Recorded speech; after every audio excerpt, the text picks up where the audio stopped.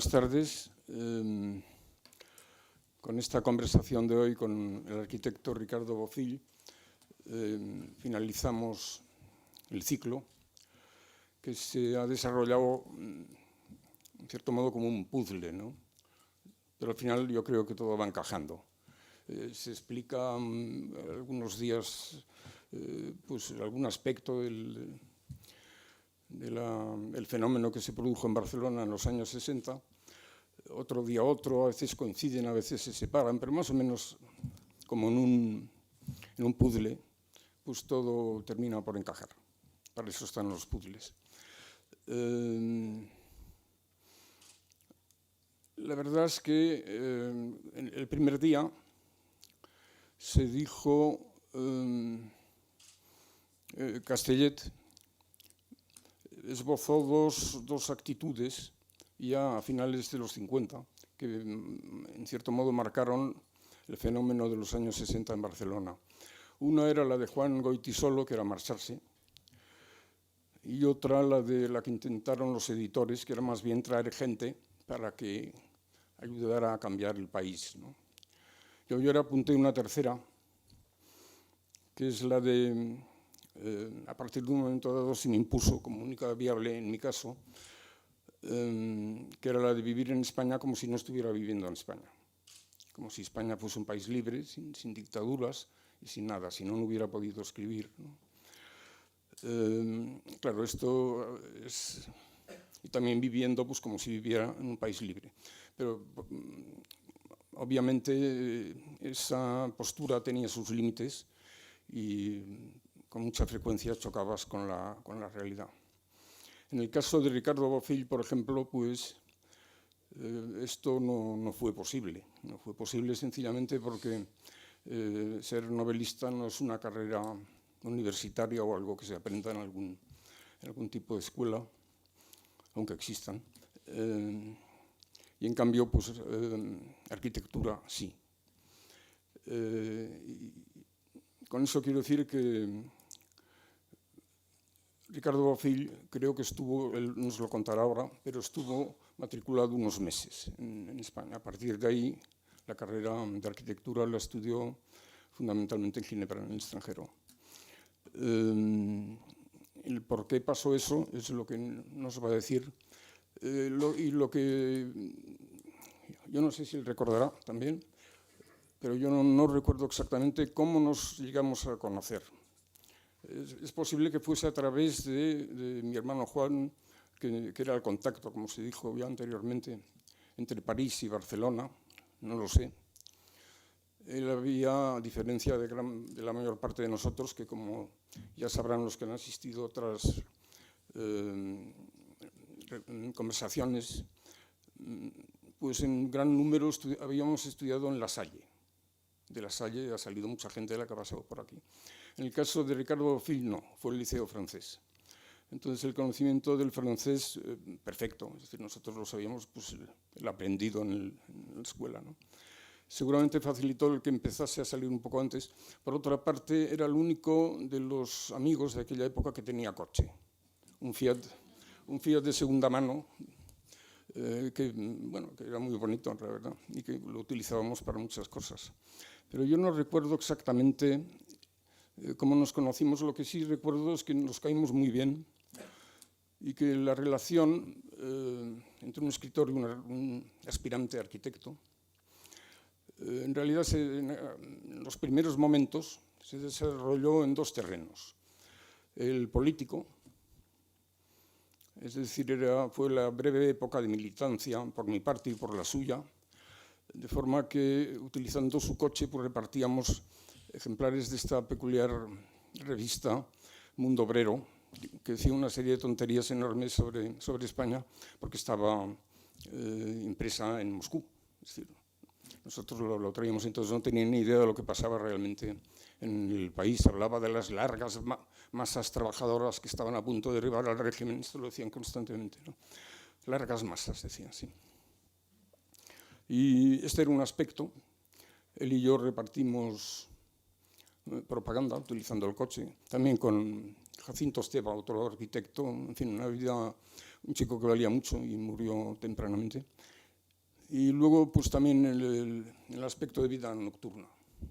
Éramos de los que coincidíamos más en el Stork Club, en Boccaccio, etcétera, en Cadaqués, en muchos sitios. En fin, de todo esto iremos hablando. Pero podríamos empezar por ver si intentamos esclarecer cómo nos conocimos. No sé si tú... Sí, buenas tardes. Bueno, es un placer estar con Luis, con Luis y con toda la familia Goytisolo, con toda la familia Goytisolo, primero con Juan, con Luis, con José Agustín después. Y es un placer estar aquí con vosotros en una reunión que no sea arquitectónica, que son las que normalmente me tocan explicar por estos mundos en los cuales tengo que estar. Bueno, yo brevemente, simplemente yo soy pues más o menos de la misma época que Luis, hijo de un padre... Un poco más joven. Hija de un padre catalán y catalanista, republicano, liberal, y una madre judía que se llama Levi. Y esta mezcla, italiana judía, pero bueno, veniendo de Trieste, donde habían matado mucha gente los nazis. Y esta mezcla pues me hizo, ya desde siempre, desde el principio, desde pequeño, pues tomar unas determinadas actitudes de una especie de asco por la situación que me envolvía. La Barcelona era gris, era oscura, era terrible. Y esto, claro, ya en el 51, yo creo, hubo una primera huelga de tranvías, ¿te acuerdas, Luis? Sí. Y bueno, yo la veía desde casa y ya pues me gustaba intentar participar, a ver si había una posibilidad de algo que no sabía lo que era. Y en el 57, cuando entré a la universidad, 56-57, porque tuve una suerte de ir muy rápido en aquel momento, mi madre, que era judía, me empujaba y decía que tenía que ser un genio, que era una cosa muy rara, esto de que te lo digan desde pequeño y tenerlo que asumir. Pues sí, es verdad, me metí en la universidad y a los 3 meses hubo la primera huelga y la formación del Sindicato Libre Universitario y me echaron de la universidad y me tuve que marchar a Ginebra. Y entonces en estas idas y vueltas de Ginebra a Barcelona y tal, porque pues nos conocimos, supongo que a través de Juan, que yo había hecho algún paseo con él por las Ramblas, yendo a visitar las Ramblas y el barrio de los pescadores, y después también por el ambiente, porque tampoco es que puedas decir qué día conoces, ni siquiera a tu novia, a tu mujer, no lo sabes. O sea, estábamos o rozábamos ambientes semejantes en el campo literario, el campo político, el campo literario, con me acuerdo de Jaime Gil, de todo el grupo de Jaime Gil de Viedma, en fin, un poco como el personaje que tenía más valor en aquel momento. Y así nos conocimos, así nos hicimos amigos y así pues participamos en lo mismo.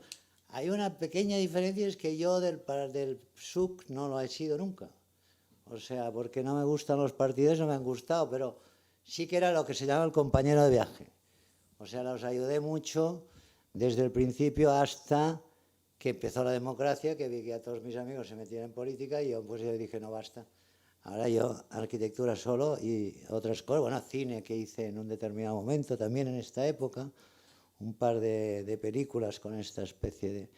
Y así nos conocimos, nos hicimos amigos, nos entendimos muy bien y hablábamos efectivamente pues de política de una manera desordenada, porque políticamente no es que estábamos arraigados en una ideología precisa, sino que repasábamos o dábamos la vuelta un poco por todas las ideologías alternativas que había o que surgían en aquel momento.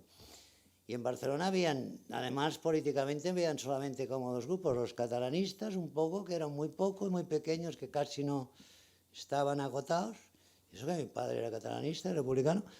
Y después había el SUC, que antes de llegar los socialistas había uno, que es amigo nuestro también, que se llama Carlos Sampons, Reventós, y todavía no existía, no estaba formado y tal, vino más tarde. Pero sí, el inicio de los 60, antes de los 60 ya empezaron a ocurrir cosas. Yo recuerdo que esto ocurrió, lo del Paraninfo ocurrió en el 57, creo, 57, 58, y enseguida ya nos conocimos, yo me marchaba, pero volví y al mismo tiempo volvía, trabajaba fuera, hacía política también un poco fuera, en Ginebra, con amigos de ahí, recibíamos a los emigrantes españoles que salían de España y les ayudábamos y los formábamos un poco y también en España. Y en España yo venía a trabajar porque mi padre es arquitecto y en las dudas entre hacer cine, hacer arquitectura, hacer política, no saber cuando no sabes muy bien lo que tienes que hacer, pues tuve la suerte de poder empezar a hacer arquitectura muy joven. O sea, mi primera casa se hizo en Ibiza cuando tenía 19 años. Y, mientras tanto, la vida era, yo me levantaba un poco tarde, trabajaba durante todo el día hasta la 1 de la noche y a la 1 de la noche salíamos. Y entonces salíamos, nos encontrábamos, hablábamos, tomábamos alguna copa, no demasiado borrachera, no demasiado, pero sí una actitud lo suficiente, vamos. Sí. No lo suficiente, pero una actitud sí frente a la política, frente al franquismo, ¿no? Y frente a las... Y después algo que sale, que es la defensa de las libertades individuales. La defensa de las libertades individuales, esto lo veíamos muy claro desde el principio de todas, ¿eh? Las sexuales, Bueno, yo no tengo ningún título, ningún matrimonio, nada. Casado nunca, nada. Tengo 2 hijos, pero no me he casado. Y todas estas cosas que después han ido pasando poco a poco, que algunas están... La eutanasia, entre otras, que yo creo que es lo más importante, pues la decisión final de la libertad personal sobre la vida. En fin, todas estas cosas las teníamos bastante claras desde el principio, desde nuestros principios. Y poco a poco se han ido realizando, claro. Cuando ya se realizan uno participa menos porque son cosas de hace 50 años. Claro. Y entonces te aburres un poco ahora de tenerlas que reivindicar así como si las acabases de descubrir. Pero todas estas han quedado y están en el sustrato. Incluso la política, en mi caso, hay elementos políticos desde el marxismo, por ejemplo, que me han ayudado después a entender el mundo. Y después que he tenido que viajar constantemente, pues yo he trabajado construido 45 países distintos y he tenido que conocer toda clase de regímenes, intentando no trabajar con los más perversos, pero bueno, con algunos bastante perversos sí, hasta un cierto punto, y me ha ayudado, pues cuando voy a Rusia, pues a saber que este sustrato, a pesar de todo, existe. Cuando voy a China, pues saber que allí, pues hay, dentro de 1.200 millones de personas, pues hay un partido que continúa, que ahora hay empresarios y toda clase de gente, pero que tiene 70 millones de personas, es una mini democracia dentro de un sistema muy autoritario. Y así, por el mundo, pues vas viendo sistemas, países, lugares, como que en arquitectura hay que entrar dentro. A diferencia de la literatura, ¿no? Hay que entrar dentro porque tienes que saber las razones económicas, legales, financieras, culturales, en cierta manera. Pues hay que entrar dentro del lugar, ¿no? Y en este sentido yo creo que las experiencias de la época influyeron mucho, tanto en tu obra, por ejemplo, en la arquitectura, como en la mía como escritor. Antagonia refleja bastante bien esta época, ¿no? Yo creo que estos cruces, él y yo éramos más amigos porque coincidíamos en los mismos lugares. Y luego había una especie de concentración anual que era Cadaqués, ¿no? Cuando llegaba el verano, en el que los distintos grupos pues ya coincidían, tendían a coincidir allí. Yo recuerdo, por ejemplo, una noche toledana, literalmente en Cadaqués, en la que, bueno, no sé si la gente pudo dormir, la gente normal, los vecinos más próximos o no, pero pasó de todo. Es decir, todo el mundo había bebido mucho. A mí se me ocurrió, yo siempre he tirado muy bien con carabina, ¿no? En un momento dado, pues estábamos en una casa alquilada con unas hermosas vigas. Entonces, para demostrar lo bien que disparaba, pues le fui dando todas las vigas con una carabina del 22, que son balitas muy pequeñas, ¿no? Entonces le dije a una chica, que bueno, me gustaba bastante, que podíamos jugar a Guillermo Tell. Entonces me puse una manzana en la cabeza y le dije, dispara a la manzana. Yo estaba convencido de que no quedaba ninguna bala en la recámara. Entonces ella me estuvo apuntando y dijo, no, me da miedo. y había una bala en la recámara, o sea que me podía haber volado la cabeza tranquilamente. Bueno, aquella misma noche hubo intentos de suicidio, una pareja que se había salido de la fiesta, se había metido en un coche en la playa, se encontró con que el freno de mano estaba mal puesto y el coche se hundió en el mar.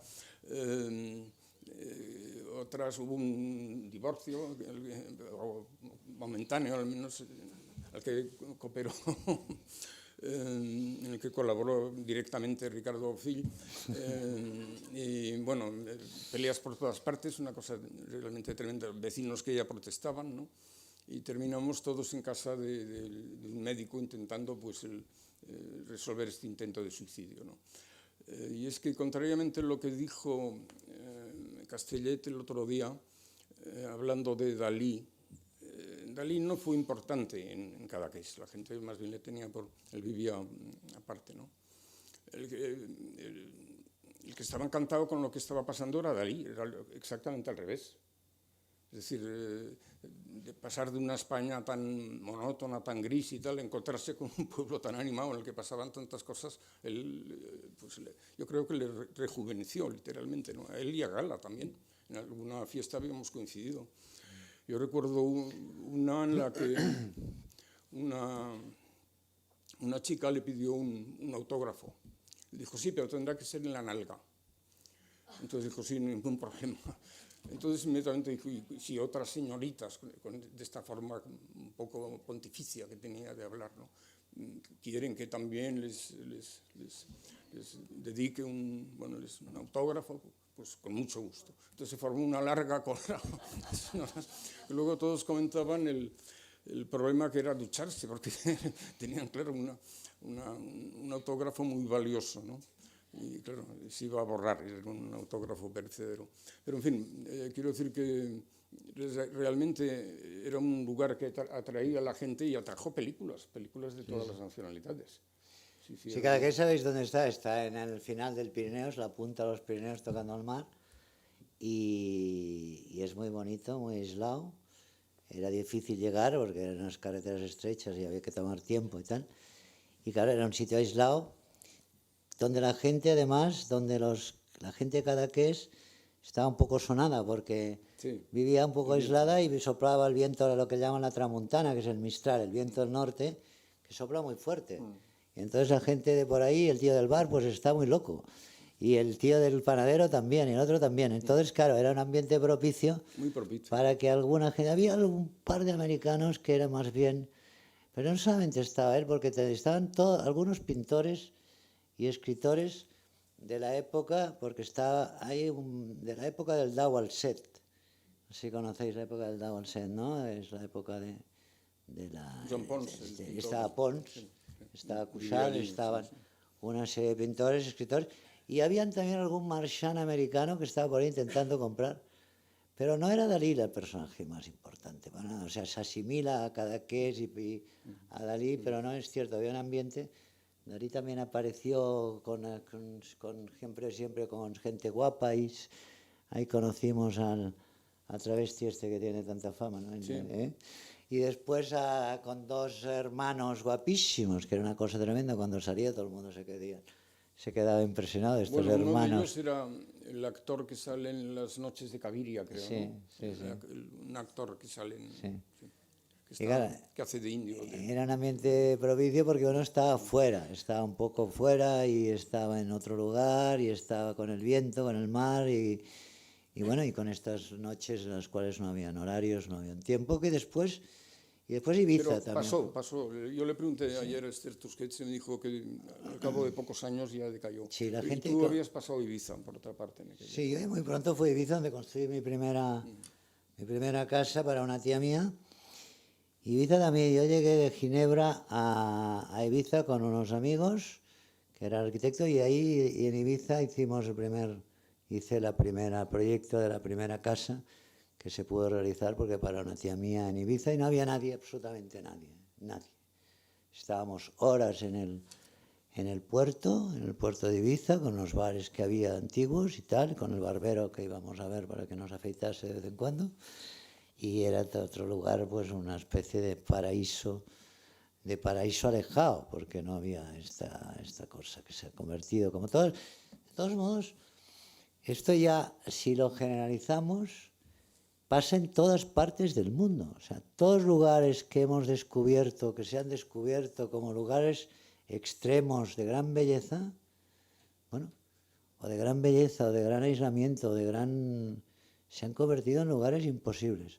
Por ejemplo, el desierto del Sahara, que es uno de los sitios que a mí me gusta más, el Sáhara, todo el Sáhara, porque tiene 8.000 kilómetros por 4.000, y que ahí donde vivían los tuaregs.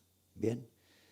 Yo cuando trabajaba en Argelia iba mucho al centro, a Tamanrasset, que tenía unos jeeps, y desde ahí cruzaba el desierto hacia el Níger, hacia Mauritania, hacia el Mali, hacia el Chad.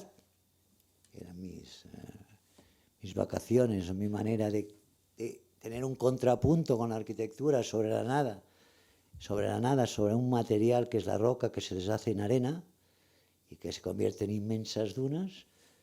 Y ahora los tuaregs están colaborando con Al-Qaeda. Y ahora los tuaregs los están utilizando en la represión de Libia. O sea, y esto que es una civilización importantísima, nómada, targuí, con un lenguaje, con unas características, con una filosofía propia, pero bueno, se han vendido al mejor postor y no se puede ir. Y como pues yo otros lugares que me ha parecido, que he ido descubriendo, pues así como sitios aislados y que no había nadie, se han convertido en los sitios turísticos donde van los ricos, más ricos, rusos, chinos, japoneses. Los americanos ya no pueden ir porque no pueden pagar, pero los rusos sí, pero los americanos no. Es curioso, también es curioso, porque pagan en dólares y el dólar está bajo y además pues, son mucho más ricos a los de otros países. Y que yo lo digo porque esto se ha generalizado, claro, para otros lugares de gran belleza. O sea, descubrir el mundo se hace cada vez más difícil. Sí, pero lo que es llamativo es que tú empezaste a trabajar, de hecho, antes de terminar la carrera. Sí. Sí, sí. Sí, y luego es que muy pronto pasaste ya de la Escuela de Ginebra, etcétera, que también fue otro punto muy importante.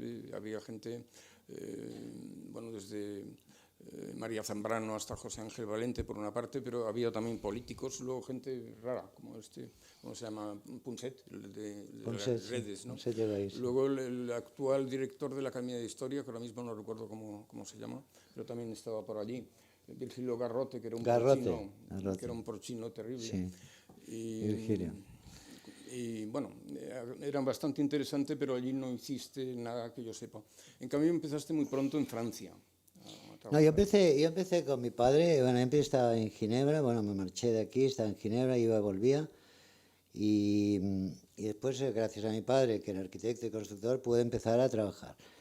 Y empecé a trabajar, mi primera casa fue del 59, de hecho, 59. O sea que después del primer año de carrera tuve la suerte de poder construir y poderme publicar. O sea que entonces era un poco prodigio en el mundo de la arquitectura.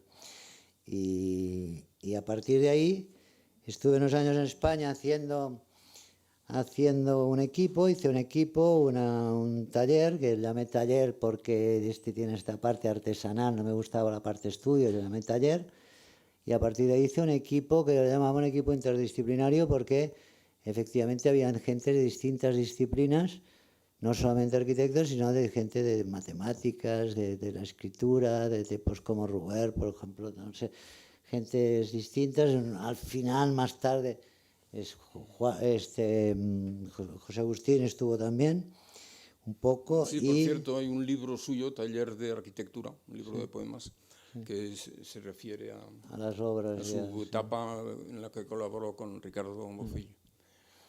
Y entonces desde ahí pues hubo una primera época, estos primeros años, al mismo tiempo que las dudas sobre la arquitectura, pues claro, todo el interés era en romper el racionalismo, que se llama, que es la arquitectura que inventaron en los años 30 por Le Corbusier y por todos los grandes maestros, que eran buenos arquitectos, pero que eran unos teóricos pésimos, como gente que dividía la sociedad en partes y en funciones, y en todas las ciudades las veían así. Yo tenía un odio tremendo por esto.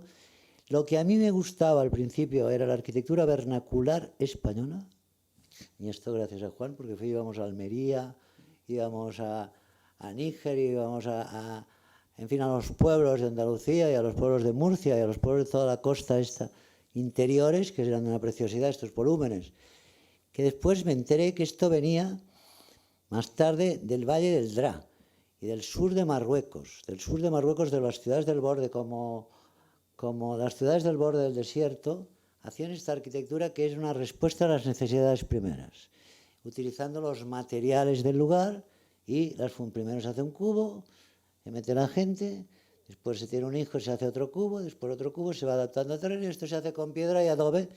Y así, esta era la arquitectura que a mí me gustaba. No me gustaba la arquitectura del arquitecto, en un principio. Después ya más tarde, naturalmente, uno se va culturizando y entonces me gustaba lo que se llamaba una arquitectura orgánica, que es arquitectura en relación con la naturaleza, con dos grandes arquitectos, uno que se llama Louis Kahn, y como maestros, y otro que se llamaba un finlandés muy fantástico, Alvar Aalto, que eran dos personajes increíbles después de esta época de grandes ideas y que eran preciosas las cosas que hacían. Después ya sí me fijé más me influenció más la arquitectura de Barcelona, la arquitectura de la época de Gaudí, la arquitectura del ensanche, la arquitectura del modernismo. Pero lo que me gustaba de Gaudí, por ejemplo, a mí me propusieron en un determinado momento, más tarde, continuar la Sagrada Familia y dije, naturalmente, que esto era una aberración. Es como acabar la obra de Picasso, que otro tío se ponga a pintar el final de Picasso. Esto no puede ser. Entonces, cuando me propusieron, yo dije, no, esto no, hay que dejarlo como está, hacer un museo y hacer una explanada adelante para que la gente la vea. Pero bueno, como que además había este tono místico, esta barbaridad cultural se continúa. Y lo que me gustaba de Gaudí, como no era inimitable, como que es un arquitecto es un artesano, un arquitecto fuera de la academia, fuera del mundo. Lo que me gustaba es que cada elemento era distinto. No repetía dos puertas, no repetía dos ventanas, no repetía dos columnas, no repetía nunca absolutamente nada. Como que esto ya no se podía hacer. Entonces yo dije, bueno, pues ¿yo qué voy a hacer? Porque este es mi maestro y mientras tanto me querían dar títulos en la academia en Francia. Y entonces, ¿qué voy a hacer? Entonces, no, pues lo que voy a hacer es que no hayan dos proyectos iguales. Ya que no puedo hacerlo en el mismo proyecto, voy a hacer que nunca hayan dos proyectos iguales y por eso yo no estuve en el instituto. Cuando me propusieron muy joven entrar al instituto, no pude. Y todo esto realmente estaba combinado con una cierta visión política, de la cual quedan unos sustratos, pero cambian otras cosas, ¿no? Claro, naturalmente las visiones son distintas. Yo ahora tengo una visión como caleidoscópica del mundo, porque claro, cuando uno está en Chicago haciendo un rascacielos, miras cuánto vale, 200 millones de euros, después miras la deuda del Mali, 200 millones de euros, bueno, pues un rascacielos vale la deuda del Mali, bueno, esto es tremendo. Entonces, cuando te vas al Mali, ¿cómo miras Estados Unidos? Que has trabajado también. Después te vas a Japón y cómo miras el Mali y Estados Unidos. Después en China, después en África, después toda Europa. Claro, esto te hace que no puedas, te hace imposible tener una definición de tu propia manera de pensar. Se vuelve compleja, pero sí guardas unos sustratos que te hacen esto, poder hablar, pues mira, con Putin, por ejemplo. Pero siguiendo cierto orden, sí. Tú empezaste muy joven en la Francia de Giscard d'Estaing, ¿no?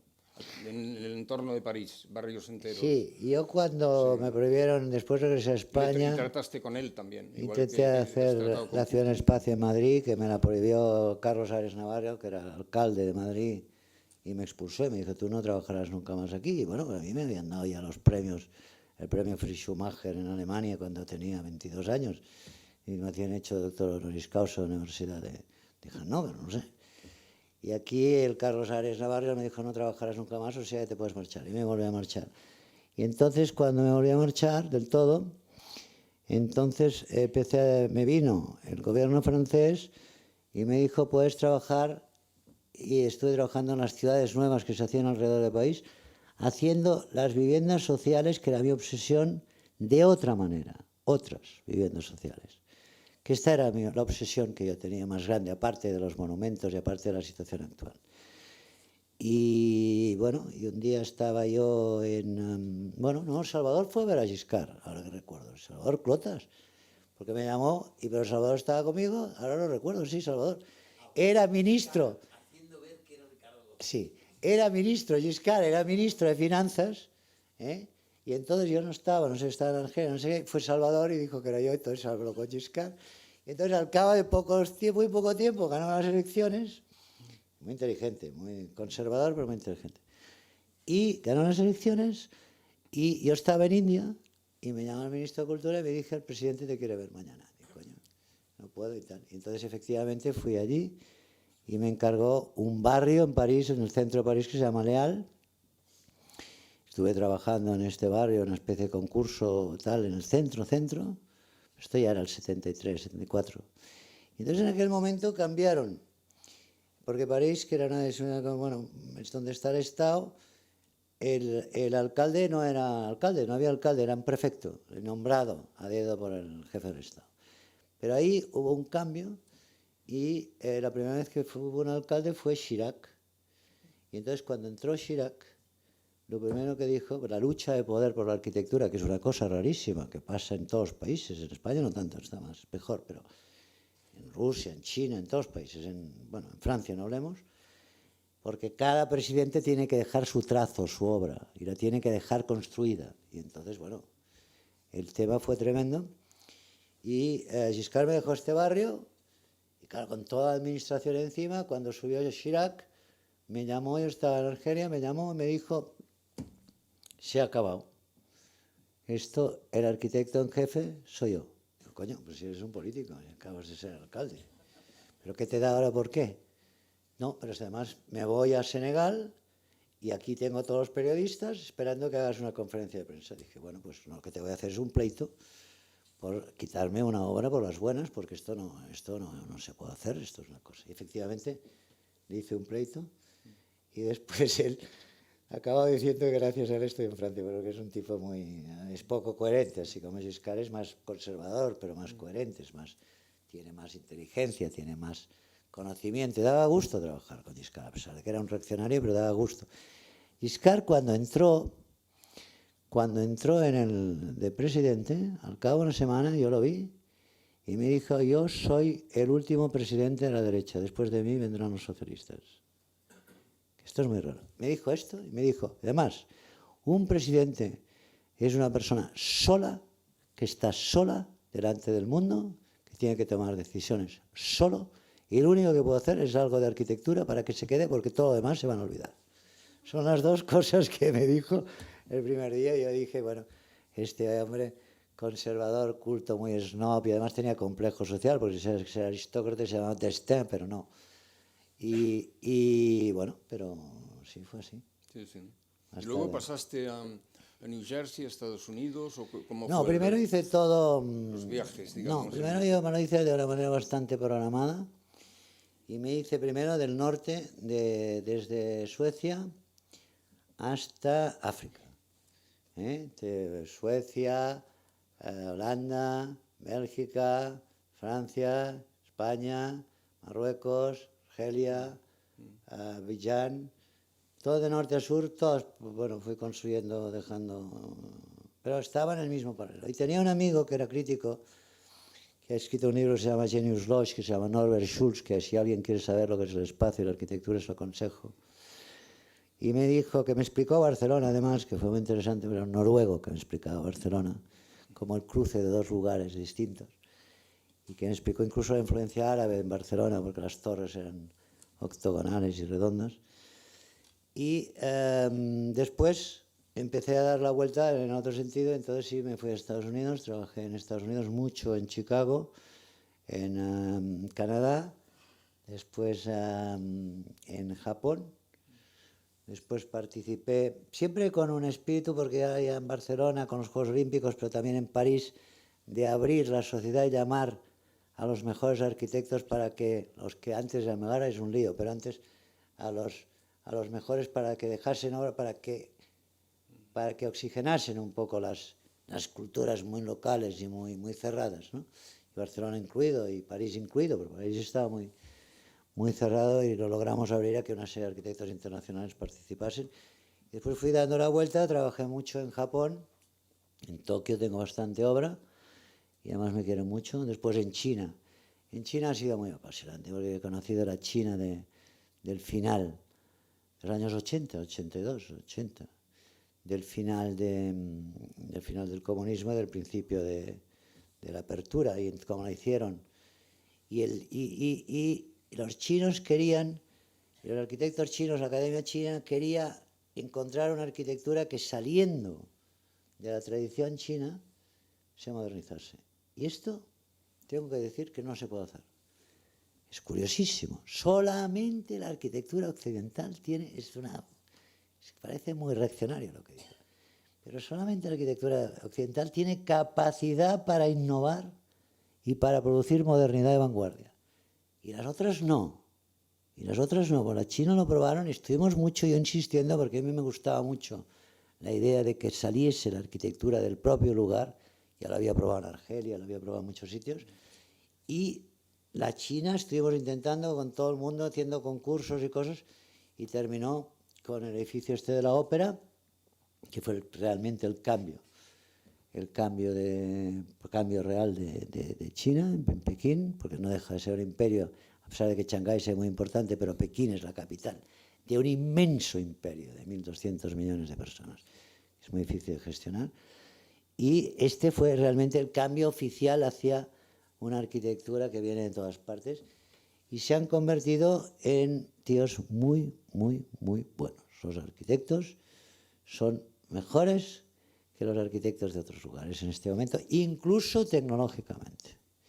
Han abierto las fronteras, han prohibido a los arquitectos chinos durante 10 años hacer arquitectura, más que firmarla. Han llamado gente de todas partes, de todos los lugares, y han renovado. Bueno, y ahora, claro, en este momento que se han acabado las... Porque hay una cosa que quizás sí sea interesante, que es decir, que en el Renacimiento el cambio se hizo a través de las ciudades, pero en China también. O sea, el primer ejemplo, Singapur. De Singapur, el primer modelo, pasa a Hong Kong. De Hong Kong pasa a Shanghái, de Shanghái pasa a Pekín y ahora se extiende sobre 50 ciudades a las cuales en 15 años tienen que llegar 200, 300 millones de personas. O sea que ahora es una locura de construcción y de actividad lo que está ocurriendo desde el centro, desde Pekín, a pesar de... Bueno, perdón, nos hemos ido del tema. En muy pocos años ha cambiado mucho. O sea que la experiencia en China es anterior a la de Rusia, aunque ahora estés volviendo a China, creo, ¿no? Son paralelos. A mí me interesaba un poco ver cómo eran estos sistemas, qué posibilidades de evolución tenían, estaban cerrados. ¿En Rusia fue San Petersburgo antes que Moscú? No, primero me fui a Moscú a dar conferencias. A dar conferencias en la academia, a dar conferencias con... ¿Es cuando conociste a Putin? No, antes conocía a Gorbachev y a Yeltsin, y en la época de Yeltsin. Y no, Putin lo he conocido hace poco y es un personaje un personaje que asusta porque realmente no he conocido nunca a nadie con este sentido del poder. O sea, una persona que tiene el sentido del imperio, es como un zar, actúa como Pedro el Grande, bueno, y Medvedev continúa, o sea que... Y es tremendamente, bueno, es que saludarlo es una cosa que te impresiona, te deja un poco impresionado, porque además hace deporte y además es una persona completamente obcecada y por lo que hace... Dijiste que te escanea al mirarte, ¿no? Sí, exactamente. Pareció revelado. Sí. Y en San Petersburgo...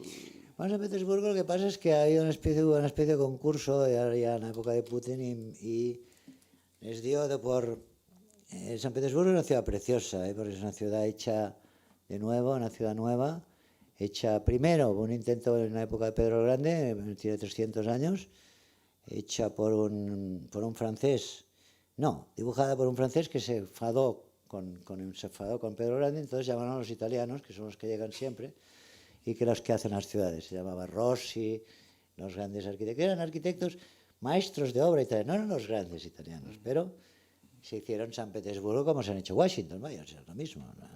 O sea que al final siempre acaban siendo los italianos porque construyen hasta el 19, es el centro del mundo de la construcción seria. Y sí, en San Petersburgo, al lado, entonces han empezado a renovar los palacios de Pedro el Grande, al lado del Báltico, hacia las afueras, y bueno, que eran en una especie de concurso contra los franceses, internacional de 4, me encargaron una especie de palacio de congresos al lado de donde está, de todo un área que está prohibido, bueno, que está medio cerrada, que ahora dejan pasar a los turistas un poco, pero que está pues a 6 kilómetros del centro de San Petersburgo, sobre el Golfo del Helsinki.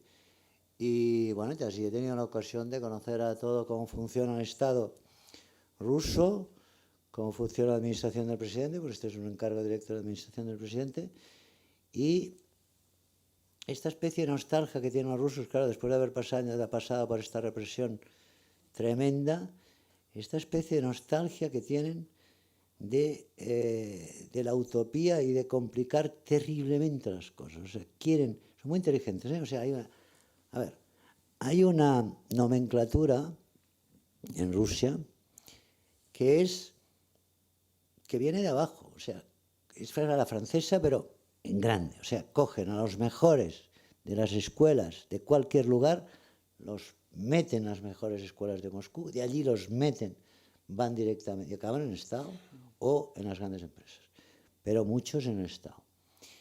En San Petersburgo era como lo que quería hacer Maragall en Barcelona, pero no pudo, que era hacer un grupo de gente y después venir a Madrid para intentar hacer cosas. Pero los de San Petersburgo sí lo han hecho. Era el grupo de Topshak, que era un alcalde de San Petersburgo, que estaba Putin, estaba Medvedev, estaban todos los que mandan, y que se fueron de San Petersburgo a Moscú, y en Moscú mandan. Porque en Moscú es donde está el dinero, porque el dinero llega, claro, Rusia es un país tan grande que llega del Caspio, llega de todas partes, llega de Siberia, los metales, y hay una concentración de ricos, pero el poder político está en manos de esta gente de San Petersburgo, que es un clan. Y entonces, bueno, claro, quieren hacer cosas en su pueblo, que es San Petersburgo, llevarse sociedades, por ejemplo, llevarse a Gazprom, que es una de las sociedades más grandes, o llegarse a Lukoil, o llegarse a las grandes sociedades, y al mismo tiempo partes de la administración que sí se las han llevado a San Petersburgo. Y uno de los edificios, uno de los complejos, es este centro al lado de Pedro el Grande. Esto es en San Petersburgo, pero no, después ya en Moscú pues también he estado haciendo cosas, y últimamente con esta manía que tengo una manía, a veces me gustan las cosas muy de lujo, porque ahora es muy curioso cómo actúan, y a veces me gustan las cosas sociales que siguen gustando. Les he reformado, les he roto al final el bloque, esta especie de bloque lineal inmenso que hay en Rusia, en Francia, en todas partes, de donde salen todos estos guetos. Se los he podido romper, y les he hecho un sistema de prefabricación nuevo que en el cual ya el bloque ya no se puede hacer, y que es para hacer edificios, para hacer un nuevo tipo de urbanismo. Y claro, y ahora me llaman de todos los gobernadores, coño, desde Vladivostok hasta yo qué sé, hasta todo el Caspio, que es de donde les sale mucho dinero, y Siberia. Las mujeres más guapas están en Siberia. Esto sí, son las mujeres más guapas están en Siberia. Las experiencias rusas y chinas son un poco paralelas, y me ha gustado vivirlas porque como estos sistemas que pensábamos que no tenían transformación, que estaban muertos ya y no tenían transformación, las dos formas de salida del sistema, la rusa, que es renegando, pero que les queda un lado soviético, de todos modos, queda en la administración, pero renegando, la nomenclatura. Renegando, pero cuidado, porque Lenin está allí, naturalmente Marx también, Lenin también, y algunos incluso Stalin, no sé qué. Algunos incluso Stalin, o sea que es curioso. Esto sobrepuesto a la vuelta a la ortodoxia, se han vuelto todos ortodoxos, porque claro, necesitan una religión u otra. Si no tienen ideología, necesitan una religión. Bueno, pues la ortodoxia, la Iglesia, tiene una fuerza bestial y están todo el rato en la Iglesia, vamos, una cosa todos. Y si no lo son, hacen ver que lo son. O sea que, más bien yo creo eso. sí, sí. Y entonces me gusta ver cómo salían unos de una manera y los otros, los chinos son más hábiles, son más... A ver, los rusos son... estas generalizaciones realmente... Bueno, la nomenclatura rusa es inteligente, es muy autoritaria, el sistema no les funciona bien, tienen mucho dinero, porque han privatizado todo, naturalmente, privatizar el petróleo, el gas, las minas, todo, bueno, muchísimo. Muchísimo dinero, lo gastan mucho, son muy nuevos ricos y son estrategas. O sea, conocen mal, o sea, yo siempre comparo con Estados Unidos. O sea, esto de las guerras que pasan, es curioso pensar cómo los americanos son tan pragmáticos que en una reunión de 2 horas tú organizas un proyecto de una torre enorme en Chicago y que en Rusia es una discusión medio metafísica, medio filosófica, complicadísima, muy culta, llevada por matemáticos y físicos, porque son los que ellos consideran siempre el nivel más alto de la cultura, y después calculando las consecuencias. O sea, jugadores de ajedrez, y sin resolver, y sin ninguna manualidad, ninguna capacidad. Le dices, hazme este vaso, pues no puedo. En cambio en China no, en China son muy hábiles y aprenden rapidísimo y es otra cosa. En cierto modo, seguramente en todos esos lugares, has ido oscilando entre las dos cosas que te interesaban cuando ya nos conocimos. Por una parte, la arquitectura popular y los elementos, lo que tú decías, ¿no? El adobe, etcétera, en el caso saharaui. Y por otra parte, tu entusiasmo por la Florencia renacentista, ¿no? La Florencia renacentista por todo lo que supone estructuras matemáticas, es decir, ciencia, ¿no? Es decir, en cierto modo son los dos extremos, o sea, de una forma u otra. Yo descubrí el clasicismo tarde, a pesar de que había ido mucho a Italia, porque iba mucho a Italia, a Florencia y tal, pero me gustó tarde, porque era el intento de la obra de arte a la cual no se llega nunca, porque la obra de arte no se puede realizar, es como una carrera de galgos a la cual vas, pero no llegas. Y así descubrí el Renacimiento italiano.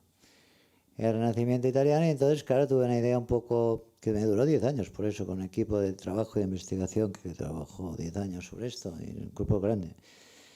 Y tuve la idea, claro, de decir, bueno, si entre el Renacimiento y Roma, pues un señor que se llamaba Alberti y un señor que se llamaba Brunelleschi se habían ido a visitar la Villa Adriana y a partir de esto habían inventado el Renacimiento, Alberti con un tratado, Brunelleschi con la cúpula de Florencia, ¿por qué 400 años más tarde no se puede volver a reescribir el lenguaje, a cambiar la función, a retomar elementos de las ciudades ideales que habían dibujado desde Miguel Ángel hasta todo Francesco di Giorgio Martini y todos los grandes, y porque todo esto no se puede industrializar y actualizar?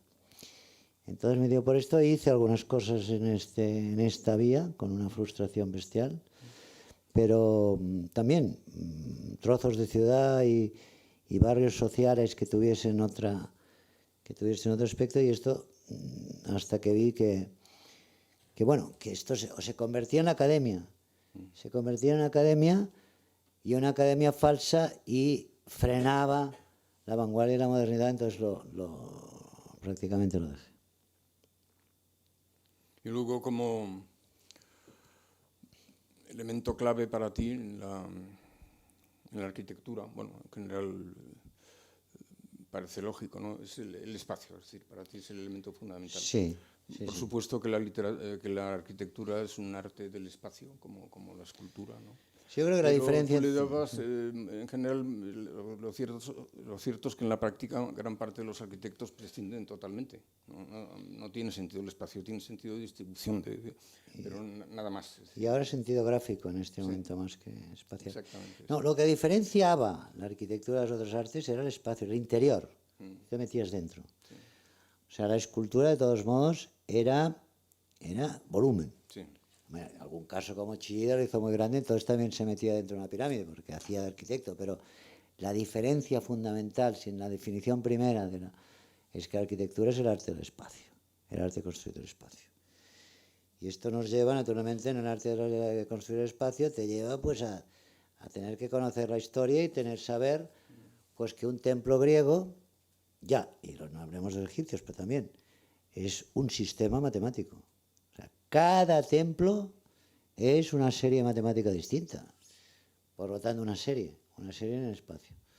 Y por lo tanto, así se han ido construyendo los templos y, bueno, hasta Le Corbusier hizo el número de oro otra vez y lo retomó. O sea, que es una constante que se va, a pesar de todo, retomando. Ahora las cosas están de otra manera desde el 2007, que ha cambiado también otra vez toda la problemática de los arquitectos.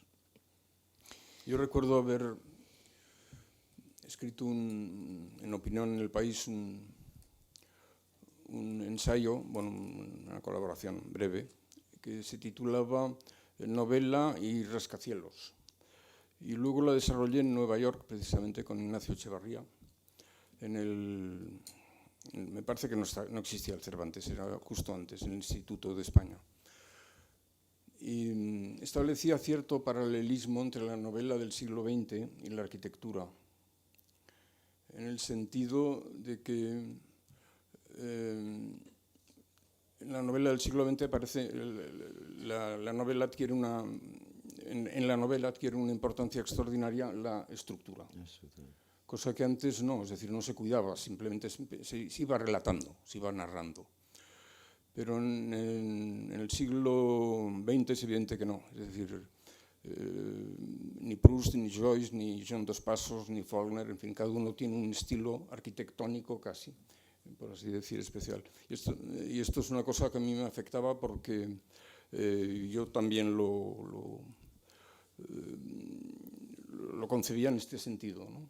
Incluso buscando equivalencias, es decir, no sé si Joyce lo haría o Proust, pero yo al menos sí tengo una cierta composición matemática.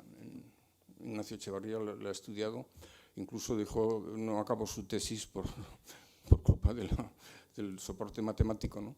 Pero, por ejemplo, si voy a escribir un artículo, sé que la clave es el número 3.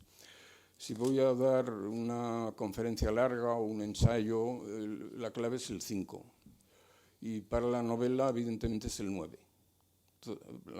Prácticamente todas, menos 1 o 2 tal vez, están basadas en el 9, ¿no?